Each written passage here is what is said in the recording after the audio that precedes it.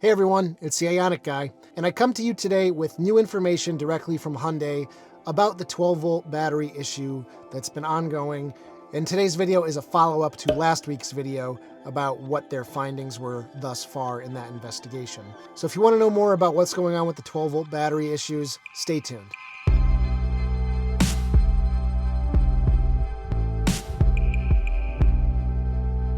So today, March 24th, Hyundai reached out to me with some more information to share with you guys, my audience.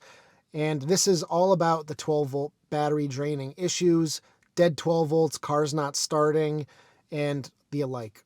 So let me start off. Hyundai wants to squash a rumor, and that rumor is what was shared several weeks ago on the Ioniq 5 forum about a recall taking place in Korea related to the ICCU, which is the Integrated Charge Control Unit. It controls all the charging of the car. And they had found a leak in the Korean market models, and they were asking people that had the issue to voluntarily bring their cars in for repair. So Hyundai USA wants me to let you know that our problems here in the US are not related to this Korean issue. The Korean issue pertained to an inverter coolant low warning light on, not an EV light on issue. It only applied to vehicles manufactured before April 23rd, 2021. And any car in the United States was built long after that. So this issue is specifically for really early builds of the Ioniq 5 that were pretty much just in Korea. So if you see any more information about this ICCU issue in Korea, it doesn't apply to you. So next up, I'm going to reiterate what I said last week, and Hyundai just clarified some more information. Hyundai says overactive unauthorized BlueLink use by third-party apps that is waking up the car too often was the first cause of 12-volt battery draining problems. And like I reported last week, the issue has been resolved since January 31st. The BlueLink server is limiting traffic to 20 transactions per day. And this is new. Customers are being informed that they should change their BlueLink passwords. So this might be something good for every Ioniq 5 owner to do, regardless of if you've been having 12-volt battery issues. Go into your BlueLink app, change your password, make sure that these third-party apps can't log in. So if Hyundai suggests doing this, I would suggest doing it as well. I'm going to go in after I make this video, and I'm going to change my password myself. So Hyundai goes on. Most vehicles are solved since January 31st, but some came back and required 12-volt battery replacement. And that is because these batteries have been cycled so many times down to extremely low levels. Lead-acid batteries don't like being discharged, usually less than 50% of their capacity. So if your battery has been drained down to 0% and then brought back up and brought back down a few times, it's likely that that lead-acid battery under your hood is just toast and you need to have it replaced. But this should all happen under warranty, so you shouldn't incur any cost out of pocket for that. So the new information that I want to share with you today, Hyundai says the EV light on with DTC P1A 9096 ICCU related. And that's just a big jumble of nonsense. So what does that actually mean?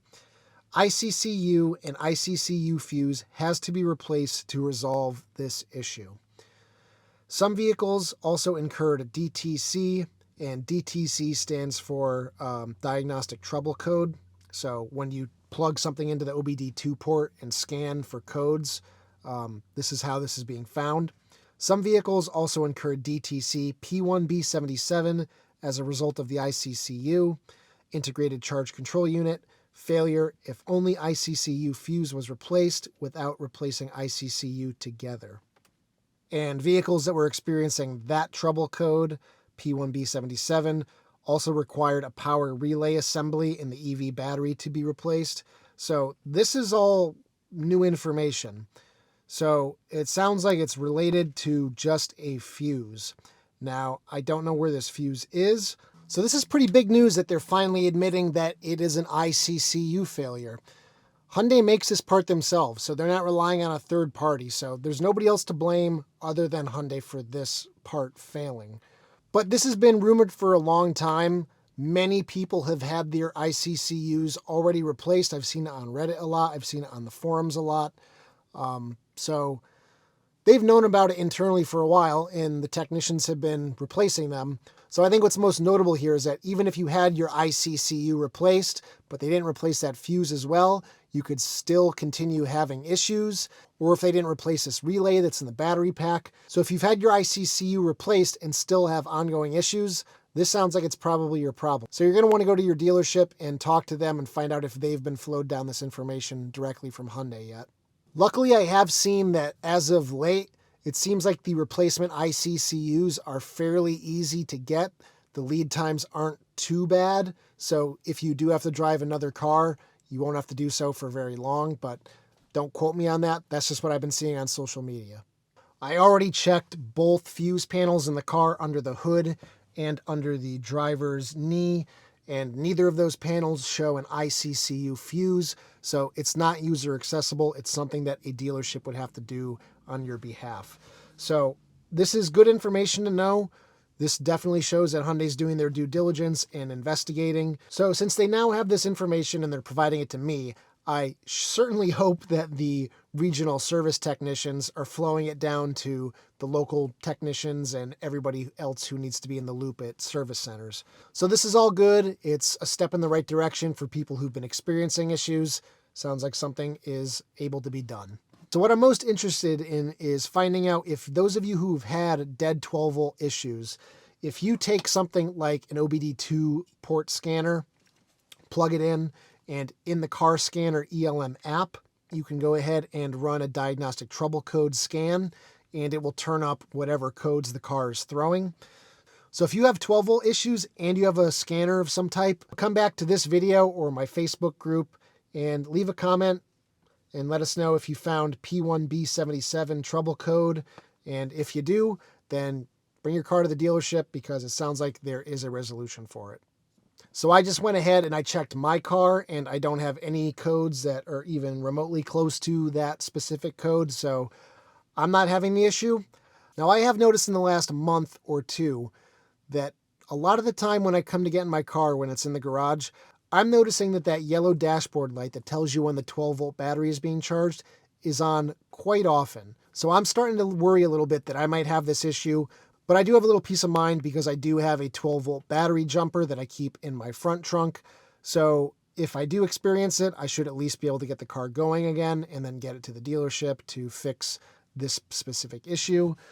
But the issue is kind of at the forefront of my mind right now, worrying just like I'm going to go to start it one day and it's just not going to start. So hopefully it doesn't happen. I'm keeping my fingers crossed. I've had the car for 15 months now, almost 16 months, but I see daily new people are starting to have it, so it might just be a matter of time. So something else I wanted to share with you guys today is something that's been in the works for a couple months now. I have new colors available and a slightly new design for the what I'm calling classic magnetic eyewear holder. You can see here I've got red, blue, purple, green, orange, whatever color you want. There's 8 of them.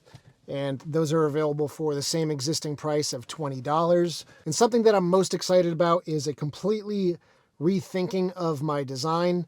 And that is this version here that has a removable front. So say you want to represent your alma mater, your favorite sports team, you can do whatever color combination you want. There's 64 different varieties of this. More colors to come if the demand is there.